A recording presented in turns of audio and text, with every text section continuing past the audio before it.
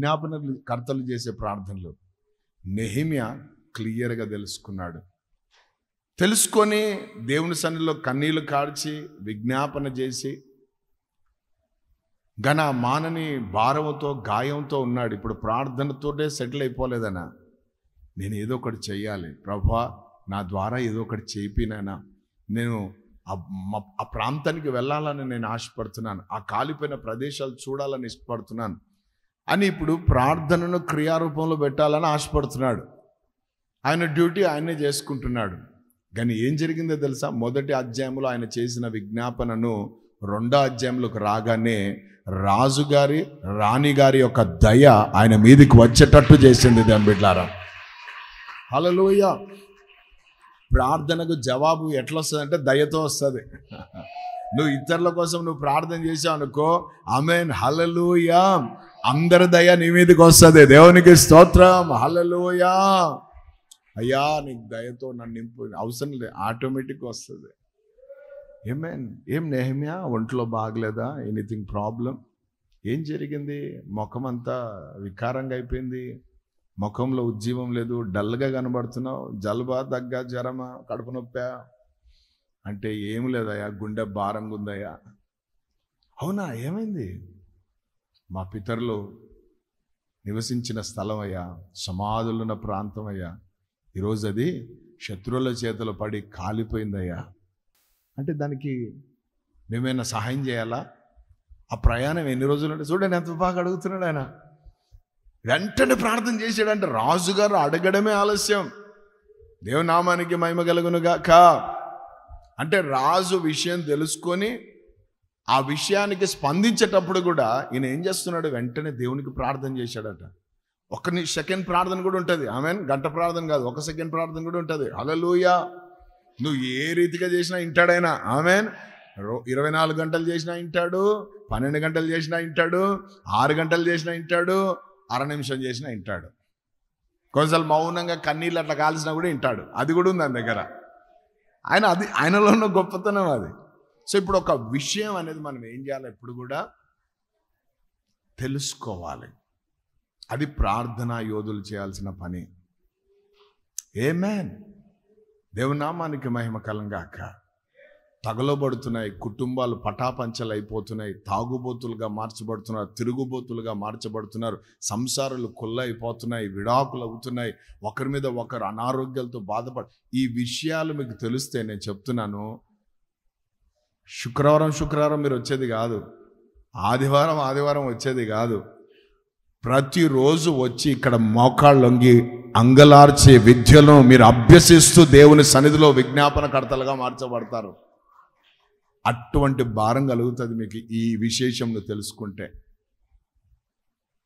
Praise the lord, హల్లెలూయా. ఎస్తేరు గ్రంథం 4వ అధ్యాయం 14వ వచనం. నీవు ఈ సమయమందు ఏమీయూ మాటలాడక మౌనముగా నున్న ఎడల యూదులకు సహాయమును విడుదలయ్యు మరి యొక్క దిక్కు నుండి వచ్చును గాని నీవును నీ తండ్రి ఇంటి వారును నశించుదురు. నీవు ఈ సమయమును బట్టియే రాజ్యమునకు వచ్చితివేమో ఆలోచించుకొనుమని చెప్పుమనెను. అప్పుడు ఎస్తేరు మొర్దెకైతో మరలా ఇట్లనెను. చిన్న ఆయన ఆవేశపడుతున్నాడు అని చెప్పండి అందరూ కదా. మొర్దెకై అనేవాడు ఎస్తేరుకి ఏమవుతున్నాడు? పెంచుకున్నాడు ఆయన. Praise the lord. అనాథ ఆమె, సో చూసుకుంటా ఉన్నాడు. అయితే ఆయన కోట బయట జరిగేవన్నీ ఆయనకు తెలుస్తుంటాయి. ఈమెమో కోట లోపల ఉంది, కోట బయట ఉన్నారు, లోపల ఉన్నారు. బయట ఉన్న వాళ్ళకి విషయాలు బాగా తెలుస్తాయి, లోపల ఉన్న వాళ్ళకి పెద్దగా తెలియదు. ఆమేన్. సో ఎస్తేరు రాణి లోపల ఉంది, ఈయనేమో బయట ఉన్నాడు. వాడు హామాన్ అనేవాడు ఏం చేశాడు? యూదులకే ఏం చేశాడు? వారి నాశనం కోరుకొని ఒక టెండర్ వేసి పెట్టుకొని ఉన్నాడు వాడు. సో ఆ యూద వంశమే లేకుండా చేయాలి, జనమే లేకుండా చేయాలని. సో అటువంటి న్యూస్ బయటికి వెళ్ళింది. రాజుగారి దగ్గర అధికారం కూడా తీసుకున్నాడు. ఇంకా న్యూస్ బయటికి వెళ్ళింది. ఆ విషయము మొర్దెకై తెలుసుకొని కోటలో ఉన్న ఎస్తేరుతో సమాచారం పంపించాడు. ఆయన డైరెక్ట్గా వెళ్ళడానికి లేదు, సో సమాచారం పంపించాడు. సమాచారం పంపిస్తూ అంటాడు, నువ్వు కోటలో ఉన్నావని, రాణివి అయినావని, నీవు ఏ ప్రాంతం నుంచి వచ్చావో ఆ ప్రాంతాన్ని మర్చిపోయావేమో, ఈ సమయంలో నీవు మౌనంగా ఉంటే, నీవు ఏమి చేయకుంటే ఇంకొక ప్రాంతం నుంచి సహాయము దేవుడు ఇస్తాడు, కాబట్టి నీవు కూడా నాశనం అవుతుంది, జాగ్రత్త అని ఒక వార్నింగ్ ఇచ్చాడు. అయితే ఎస్తేరు చూడండి అంత జ్ఞానంగా ప్రవర్తించిందో. అది కదా నువ్వు పెద్దయినా అంత ఆవేశపడుతున్నా, అసలు విషయం ఏంటి? ఇప్పుడు నాకు విషయం తెలిస్తే కదా, విషయం తెలిస్తే దాన్ని బట్టి నేను ప్రొసీడ్ అవుతాను, ముందుకు వెళ్తానని చెప్పి విషయం తెలుసుకున్న మరుక్షణమే ఆమె చేసిన తీర్మానం చూడండి ఎంత బాగుందో. ఏమంటది అక్కడ 15వ వచనం, అప్పుడు 16వ వచనం, నీవు పోయి షూషనునందు కనబడిన యూదులనందరినీ సమాజ మందిరమునకు సమకూర్చు నా నిమిత్తము ఉపవాసముండి 3 దినములు అన్నపానములు చెయ్యకుండుడి. నేనును నా పనికత్తెలను కూడా ఉపవాసముందుము. ప్రవేశించుట న్యాయ వ్యతిరిక్తముగా నున్నను. నేను రాజునొద్దకు ప్రవేశించుదును, నేను నశించినా నశించ. అటువలనే మొర్దెకై బయలుదేరి ఎస్తేరు తనకు ఆజ్ఞాపించిన ఎంతటి ప్రకారముగా జరిగించెను. హల్లెలూయా. ఇప్పుడు మన ఇంటికే కాదు, మనం మొత్తానికి వచ్చింది ఈ సమస్య. సో ఇప్పుడు మనం ఏం చేద్దాం దీన్ని బట్టి అంటే, ఒకటి కోట బయట ఉన్న నీవు కొంతమందిని ఏం చేయి, సమకూర్చుకో. నేనేమో నా పనిగత్తలతో నేను ఇక్కడ కోట లోపల నేను కూడా వెళ్ళి సమకూర్చుకుంటాను. మీరు నా కోసం ప్రార్థన చేయండి, అంటే ఉపవాసం ఉండండి, అన్నపానాలు మానుకోండి. మేము కూడా కోటలో ఉండి ఏం చేస్తాము? దేవునికి స్తోత్రం. ఎందుకంటే ఇప్పుడు విషయం తెలిసింది కాబట్టి, ఈ విషయం తెలిసిన తర్వాత మనం ఏ రీతిగా అడుగులు వేయాలో మనకు ముందు, ఎందుకంటే అక్కడ ఒక చట్టం ఉంది. ఆ చట్టం ఏంటంటే ప్రతిది కూడా ఒక ప్రాసెస్ ఉంటుంది, ఒక ప్రొసీజర్ గుండా ఉంటుంది. దేవునికి స్తోత్రం. హల్లెలూయా, హల్లెలూయా. ఒకవేళ మనకు బాగా ఫ్రెండ్ అయి బాగా తెలిసినోడు ఉన్న ప్రధానమంత్రి అయినా ముఖ్యమంత్రి అయినా, నాకు తెలిసే చిన్నప్పటి నుంచి మేము ఆడుకున్నామని చెప్పినా ఎవడు పోనీయాడు అక్కడికి. అర్థమైందా? అంటే ఒక ప్రొసీజర్ ఉంటుంది రాజుగారి దగ్గరికి వెళ్ళాలంటే. అందుకేమంటది, అది అంత సులువైన విషయం కాదు. మీరు బయట ఉండి అనుకుంటున్నారు లోపల అన్నీ జరిగిపోతాయని. కాదు. రాజుగారి యొక్క దయ మా మీదకి రావాలా, రాజుగారు సమయం ఇస్తేనే మేము వెళ్ళడానికి ఉంటుంది. కాబట్టి దానికోసం మీరు ఏం చేయండి, ఉపవాసం ఉండండి, అన్నపానాలు మానుకోండి అని చెప్పింది. దేవునికి స్తోత్రం. అయితే 3 రోజుల తర్వాత ఇంకా ఏమైనా కానీ, నేను చనిపోయినా పర్లేదు కానీ ఆజ్ఞని నేను అతిక్రమించేసి నేను ముందుకు వెళ్తాను, ఏమైనా కానీ ముందని ఒక డేర్నెస్ కోసం కూడా ఆమె మాట్లాడుతూ ఉంది. అంటే విషయం అనేది చెప్తా ఉంది అక్కడ. విషయం అనేది చాలా ప్రాముఖ్యం. దేవునికి స్తోత్రం. ఇప్పుడు బయట ఉన్నోళ్ళు దేనికోసం ప్రార్థన చేయాలి? అయ్యా, ఎస్తేరు రాణి రాజుగారి దగ్గరికి వెళ్ళాలి, రాజుగారి దయ ఆమె మీద పడాలి, కాబట్టి ఈ పరిస్థితిని నువ్వే హ్యాండిల్ చేయగలవయ్యా, మార్చగలవయ్యా అని బయట వాళ్ళు ప్రార్థన చేయాలి. ఈమెం ప్రార్థన చేయాలి, అయ్యా నేను రాజుగారి దగ్గరికి వెళ్ళడానికి నాకు కావలసిన బలము, కావలసిన శక్తి, కావలసిన సామర్థ్యం నాకు దయచేయి అని ఈమె ప్రార్థన చేయాలి. సో ఇప్పుడు ఏమి విషయం తెలిసినప్పుడు, విజ్ఞాపన చేసినప్పుడు కార్యము జరుగుతుంది. విషయం తెలుసుకొని దాన్ని మన విజ్ఞాపన కింద మార్చినప్పుడు ఏం జరుగుతుంది? కార్యం ఎట్లా జరిగిందంటే 6వ అధ్యాయం 1వ వాక్యం చెప్తుంది. ఆ రాత్రి నిద్ర పట్టకపోయినందున రాజ్యపు సమాచార గ్రంథము తెమ్మని. అందరూ ఆమె చెప్పండి. రాజుగారికి ఏం పట్టలేదు. దేవునికి స్తోత్రం. హల్లెలూయా. సైతానగాడు డిమోషన్ ఇవ్వాలని చూస్తాడు, కానీ ఆమేన్, ప్రభు నీకు ప్రమోషన్ ఇవ్వాలని చూస్తున్నాడు. దేవునికి స్తోత్రం. హల్లెలూయా. నీకు ప్రమోషన్ ఇచ్చే వరకు ఆయన నిద్రపోనియాడు ఎవరిని కూడా. హల్లెలూయా. నా పని అయిపోయింది అంటే ప్రభు అంటాడు నీ పని ప్రారంభమైంది అంటాడు. దేవునికి స్తోత్రం. విషయము తెలుసుకొని విజ్ఞాపన చేసినందుకు ఒక్కసారి వెళ్ళడానికే ఇబ్బంది పడితే అద్భుతమైంది తెలుసా, 2 సార్లు వెళ్ళింది ఎస్తేరు లోపలికి. ఆమేన్. 2 సార్లు ఒకే ఒక్క అంశాన్ని, ఒకే ఒక్క జవాబును రాజుగారు ఇస్తున్నాడు. ఏమ్మా ఎస్తేర్, నీకేం కావాలా? నా రాజ్యంలో సగం మట్టుకు నీకు ఇవ్వడానికి. అంటే ఎంత ఆఫర్ చూసారా? ఒక అంశము మనము తెలుసుకొని, బాగా క్లియర్గా దాన్ని తెలుసుకొని ప్రభు దగ్గరికి వచ్చి మనం చెప్పినప్పుడు, ప్రభు దగ్గర పెట్టినప్పుడు ఆ ప్రార్థనకు జవాబు నీ ఊహకు మించి ఉంటుంది. దేవుని బిడ్డ, నీ ఆలోచనకి మించి ఉంటుంది, నీ ఉద్దేశాలకు మించి ఉంటుంది. అది మనం ఈరోజు చేయడంలే. మనకు తొందర ఎక్కువ, హడావుడి ఎక్కువ. అందుకే సమాయోచితమైన జ్ఞానం మనకు కావాలా. ఎస్తేరు, మొర్దెకై ఆవేశపడుతున్నాడు బయట, ఎందుకంటే బయట పరిస్థితులు ఎప్పుడు ఆవేశపెడతాయి. కానీ లోపల ఉన్న ఎస్తేరు మాత్రం ఆవేశంతో లేదా, ఆమె ఆలోచనతో ఉంది. జ్ఞానవంతురాలు ఏం చేస్తుందట? సామెతలు 14:1 కదా, 3 రాళ్ళు ఊడబెరుక్కుంటుంది. ఈమె జ్ఞానవంతురాలు. పరిస్థితి వచ్చింది. ఫస్ట్ డేనే శత్రు గురించి చెప్పలే. ఫస్ట్ డేనే ఏం చేయలేదామే? శత్రు గురించి చెప్పలే. విందుకు రావాలని చెప్పింది. విందుకు వచ్చారు, బాగా తిన్నారు, అంత బాగానే ఉంది. చెప్పు రాని, ఏం కావాలి నీకు అంటున్నాడు. ఏంటి మనవి చెప్పు అంటే, లేదయ్యా రేపటి దినాన కూడా, ఆమెన్, నెక్స్ట్ డే కూడా నీవు రావాలయ్యా, నీతో పాటు ఆ హామాన్ కూడా రావాలయ్యా. ఏంది ఇంత చిన్న చిన్న కోరికలు కోరుకుంటున్నాను?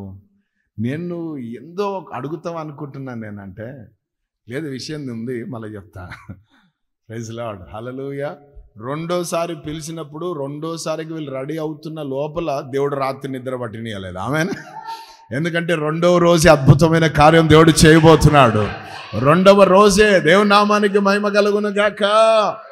హల్లెలూయా, ఆమేన్. విషయము మనం తెలుసుకోవాలా.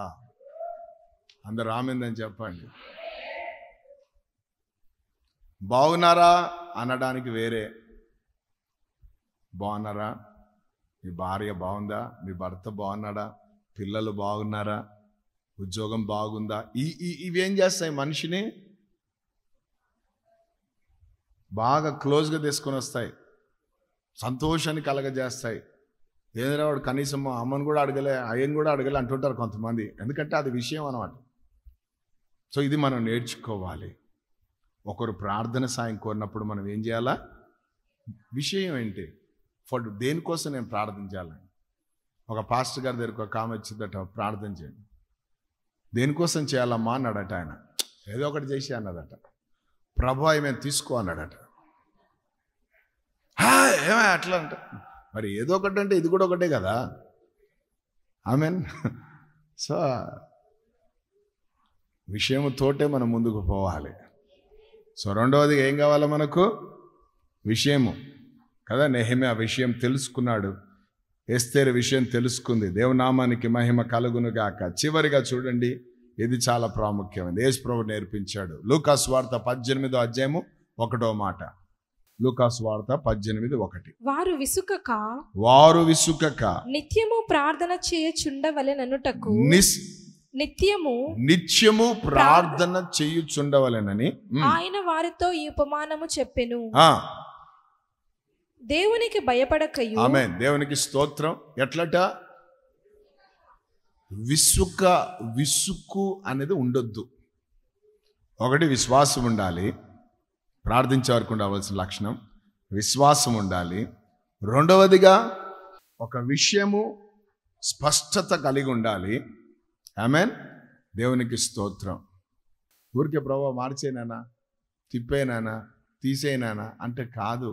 అయ్యా నా పిల్లోడు పుస్తకాలు తెరుస్తున్నాడు కానీ వాడు చదివేది వాడికి అర్థం కావడం లేదయ్యా, వారికి అర్థమయ్యే వివేకం దయచే ప్రభా, అండర్స్టాండింగ్ హార్ట్ని, మైండ్ని దయచేనైనా, చక్కగా మెమొరీని దయచేయండి, వినే ఆ యొక్క ఆసక్తిని దయచేయండి. ఇట్లా ఉంటుంది అన్నమాట విశ్వధారణ మాటలు. ఆమెన్. మార్చు ప్రభా అన్నట్టే అయిపోయాయి. ఏం మార్చాలా అంటాడు ప్రభు. ఏమే దేవునికి స్తోత్రం. బంధకాలు ఉన్నాయి ప్రభా తెంచి అంటే ఏ బంధకాలు చెప్పాలి కదా నువ్వు దేవుని దగ్గర. ఇక్కడ మూడవదిగా చూస్తే ఏమంటున్నారు? విసుకక నిత్యము ప్రార్థన చేయాలట. ఎట్లా? ప్రార్థించే వారికి ఏముండొద్దు? మీ పక్క వాళ్ళని పెద్ద కన్నులు పెట్టి చూసి చెప్పండి, విసుక్కుంటే రిస్కులో పడతావని. రిస్కుని కలగజేస్తుందని చెప్పు. విసుక్కోకుండా ఉండాలా. ఎంత టైం అయినా, ఎన్ని రోజులైనా, ఎన్ని నెలలైనా, దేవునికి స్తోత్రం, ఎన్ని సంవత్సరాలైనా. ఒక దైవ సేవకుడు వాళ్ళ అన్న కోసం 28 సంవత్సరాలు ప్రార్థన చేశాడట.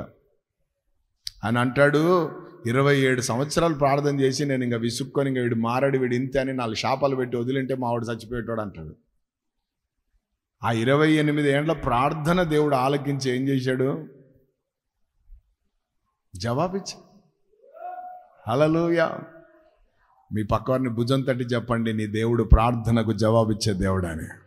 విసుక్కోకు అని చెప్పండి. విసుక్కొని ఆగిపోవద్దని చెప్పండి. విసుక్కొని కృంగిపోవద్దని చెప్పండి. విసుక్కొని ఉండిపోవద్దని చెప్పండి. నిత్యము ఏం చేయాలంట? ప్రార్థన చేయాలి. హల్లెలూయా. ఒక చక్కటి ఉపమాన రూపంలో యేసు ప్రభు చెప్తున్నాడు కదా. మాటి మాటికి వచ్చిందట ఆమె, మాటి మాటికి వచ్చిందట. అంటే విసుక్కు లేకుండా ఉండే వారికి ఉన్న గుణలక్షణం ఏంటంటే అడిగిందే అడుగుతుంటారు, అడిగిందే అడుగుతుంటారు, అడిగిందే అడుగుతుంటారు, చెప్పిందే చెప్తుంటారు. ఎవరి దగ్గర? ఎంతవరకు అన్యాయం. అంటే దేవుడు అంటే వాడికి భయం లేదు, భక్తి లేదు, ఏం లేదు. అటువంటి హృదయమే మారిపోయిందంటే మేము విసుకోకుండా వచ్చి రోజు అడుగుతూ ఉంటే. అంటాడు, మరి నువ్వు దేవుని సన్నిధిలో నిత్యం అడిగితే ఆయన ఆలకించడా? ఆమెన్. దేవునికి స్తోత్రం. హల్లెలూయా. అటు తట్టేటోడు ఎట్లుండాలా? తడతనే ఉండాలా. ఆమెన్. ఇట్లా బోధలు కూడా ఉన్నాయి. ఏమని? దేవుడు ఒక్కసారి ప్రార్థన చేస్తే వింటాడు, వెంటనే జవాబు ఇచ్చేస్తాడు. కాబట్టి మనం ఒక్కసారి చెప్పి నమ్మి ఆమెందంటే అయిపోతుంది అంటాం. అది పొరపాటు. మరి అట్లయితే ఏలియా వర్షం రాకుండా ఆకాశాన్ని మూసేశాడు 3.5 సంవత్సరం. దాని తర్వాత మళ్ళీ ఏం చేశాడు? ఎన్నిసార్లు అట? 7 సార్లు. అంటే చేస్తూనే ఉన్నాడు. రేపు పోయి చూడుపో, రేపు పోయి చూడుపో అంటూనే ఉన్నాడు. అంటే మనము ప్రార్థన ఎంత వరకు చేయాలంటే, ఎంత సేపు కాదు, ఎంత వరకు మనం ప్రార్థన. ఈరోజు సేపే ఉంది కానీ ఎంత వరకు లేదు. ఇప్పుడు అది వచ్చింది. గంట సేపా, 2 గంటల సేపా, 3 గంటల, ఆ సేపు వద్దు. ఆమెన్. ఎంత వరకు కావాలి ఈరోజు సంఘానికి? ఏలియా ఎంత వరకు ప్రార్థన చేశాడంటే, ప్రచండమైన వర్షము భూమి మీదకి వచ్చి అంతవరకు ప్రార్థన చేస్తూనే ఉన్నాడు. ఆది సంఘము మేడ గదిలో ఎంతవరకు ప్రార్థన చేశారంటే, ఆకాశము తెరవబడి పరిశుద్ధాత్మ దేవుడు అగ్ని జ్వాలల గలే వాళ్ళ తలల మీదకి దిగి వచ్చేంత వరకు వాళ్ళు ప్రార్థన చేస్తూనే ఉన్నారు. చెప్పబడిన వాగ్దానము నెరవేర్చబడేంత వరకు ఎడతెగకుండా చేస్తూనే ఉన్నారు. సో ప్రార్థన చేసే వారికి ఉండవలసిన లక్షణం ఏంటి? Pray without ceasing. విసుక్కొద్దు. ఆమేన్. విసుక్కోవద్దు. ఈరోజు విసుక్కున్న దాన్ని బట్టి చాలా పోగొట్టుకున్నాం మన జీవితాల్లో. ఆమేన్. తడతనే ఉండు, అడుగుతూనే ఉండు, వెతుకుతూనే ఉండు.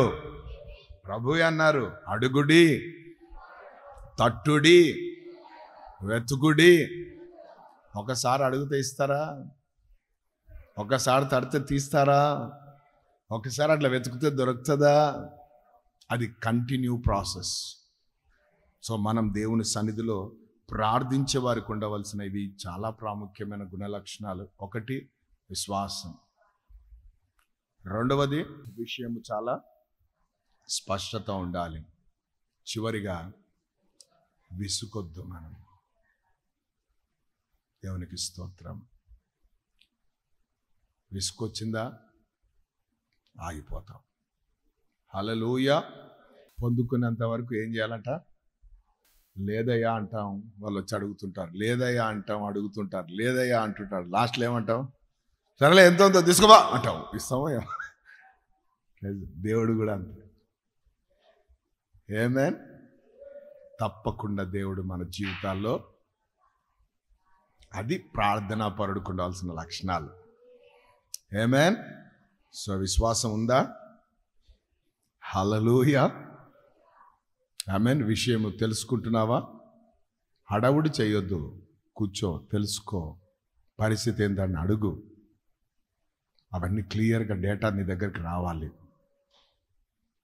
అప్పుడు ప్రార్థన చేయడం ప్రారంభించాలి. ఆమేన్.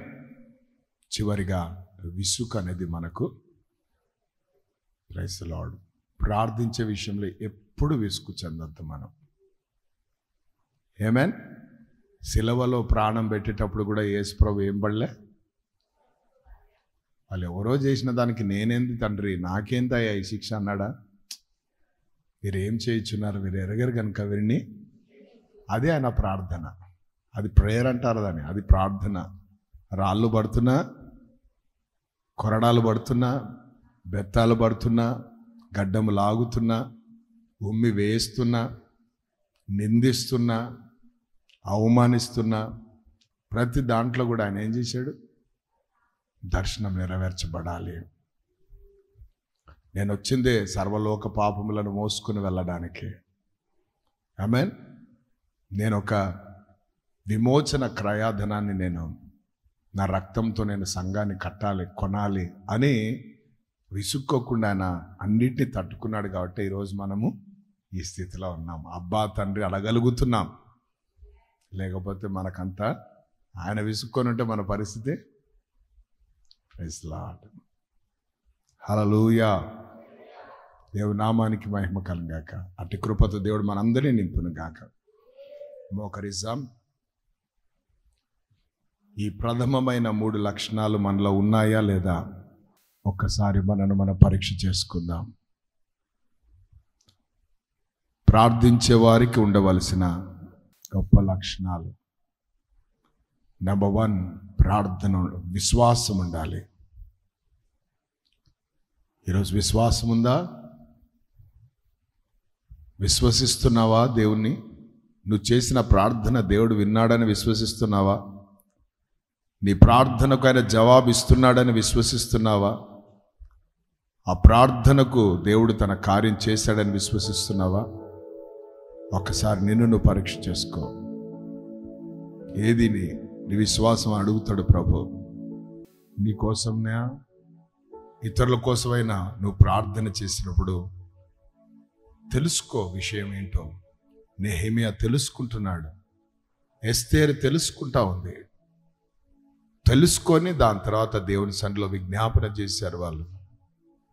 అందుకే అద్భుతమైన రిజల్ట్స్, అద్భుతమైన ఫలితాలు వాళ్ళు అనుభవించడం ప్రారంభించారు. ప్రభు మహిమ, ప్రభు ఘనతను చూడడం ప్రారంభించారు. ఒక చరిత్రను సృష్టించారు వాళ్ళు. కాబట్టి ఈరోజు నీవు కూడా తెలుసుకో. Thank you lord. అలాగే విసుక్కొద్దు. స్త్రీల కోడిక అంటే విసుక్కునే వాళ్ళు ఉన్నారు. ఉపవాస ప్రార్థనలు అంటే విసుక్కునేవారు ఉన్నారు. ఆదివారం ఆరాధన విసుక్కునేవారు ఉంటున్నారు. మందిరం పోదామన్నా విసుక్కునేవారు ఉంటున్నారు. వారానికి ఒకసారి పోతే సరిపోతుందిలే అని ప్రతిరోజు పోతావా అని విసుక్కునేవారు కూడా ఉంటుంటారు. దేవుని విషయంలో విసుక్కొద్దు. మా రిస్కులో పడతావు. అడగకుండానే అన్ని అక్కర్లు తీరుస్తున్న దేవుడు ఆయన. కాబట్టి ఒక అంశాన్ని నువ్వు పట్టుకున్నావంటే విసుకోవడం కాదు, కానీ దానికి జవాబు చూసేంత వరకు నువ్వు దేవునితో మాట్లాడుతూనే ఉండాలి. కాబట్టి ఈరోజు మనం పరీక్ష చేసుకొని ప్రార్థన చేద్దాం. పరిశుద్ధుడా, ప్రేమ కలిగిన మా గొప్ప తండ్రి, ఇంతవరకు మీరు మాట్లాడిన ప్రతి అమూల్యమైన మాటను బట్టి మీకు వందనాలయ్యా. అవును ప్రభువా, విశ్వాస సహితమైన ప్రార్థన రోగిని స్వస్థపరుస్తుంది అని మీ వాక్యం సెలవిస్తుంది. ఆ విశ్వాసము లో మేము సాగడానికి మీ కృప దయచేయండి. ఈ లోకమును జయించేది విశ్వాసమే అని మీ వాక్యం సెలవించినట్లు ఆ విశ్వాసములో మేము ముందుకు సాగిపోయే కృప దయచేయండి. ఒక విషయము మేము క్లుప్తంగా తెలుసుకోవడానికి, వాటిని విశేషంగా తెలుసుకోవడానికి, వాటి కొరకు మీ సన్నిధిలో ప్రార్థించడం మాకు నేర్పించండి. అంతేకాదు విసుగు అనేది నాలో మాలో ఎవరిలో ఉండకుండా ఆ విసుగులో నుండి మమ్మల్ని బయటికి తీసుకురండి అయ్యా. విసుక్కుంటున్నామేమో నాయన చిన్న చిన్న వాటికి. నేను ఆ విసుగు అనే హృదయము తొలగించండి. స్థిరమైన మనస్సును నూతనంగా పుట్టించండి ప్రభా. మీ వైపు కనులెత్తి చూస్తూ నాయన నిత్యము నాయన మీ సన్నిధిలో విజ్ఞాపన చేసే విజ్ఞాపన కర్తలుగా, కృతజ్ఞతాస్తుతులు అర్పించే బిడ్డలుగా, యాజకత్వాన్ని జరిగించే యాజకులుగా మమ్మల్ని అందరినీ నిలబెట్టమని ప్రార్థిస్తున్నాను. విత్తబడిన వాక్కులు మా అందరి హృదయాల్లో నీరు కట్టి ఫలింపజేయమని మీకే స్తుతి, మీకే ఘనత, మీకే మహిమ ప్రభావాలు చెల్లిస్తూ ఈరోజు ఎంతమంది ప్రార్థన జీవితంలో నానా కూలిపోయిన స్థితిలో ఉన్నారో, పడిపోయిన స్థితిలో ఉన్నారు, జారిపోయిన స్థితిలో ఉన్నారు, తిరిగినైనా బలిపీఠంలో కట్టబడును గాక, తిరిగి అవి ఉజ్జీవింపబడును గాక, తిరిగి వారు నిలబడుదురు గాక, తిరిగి వారు మీ సన్నిధిలో ధూపము వేస్తురు గాక, శ్రేష్టమైన బలులు మీకు అర్పించుదురు గాక, మీ యొద్ద నుండి జవాబులు పొందుకుందురు గాక, సాక్షులుగా నిలబడుదురు గాక, మీ ఆశ్చర్య కార్యాలు వివరించుదురు గాక, మీకు మీ నామానికి మహిమకరంగా జీవించుదురు గాక. వందనాలయ్యా. యేసు క్రీస్తు అతి పరిశుద్ధమైన నామములో ప్రార్థిస్తూ వేడుకుంటున్నాము మా పరలోకపు తండ్రి. Amen. Amen. Praise the lord. Hallelujah. ప్రభు నామానికే మహిమ ఘనత ప్రభావాలు చెల్లును గాక. ఆమేన్. ఆకాశమందు నీవు తప్ప నాకెవరున్నారయ్యా, ఈ లోకములో నీవుగాక వేరే ఆశే లేదయ్యా. ఆకాశమందు నీవు తప్ప నాకెవరున్నారయ్యా,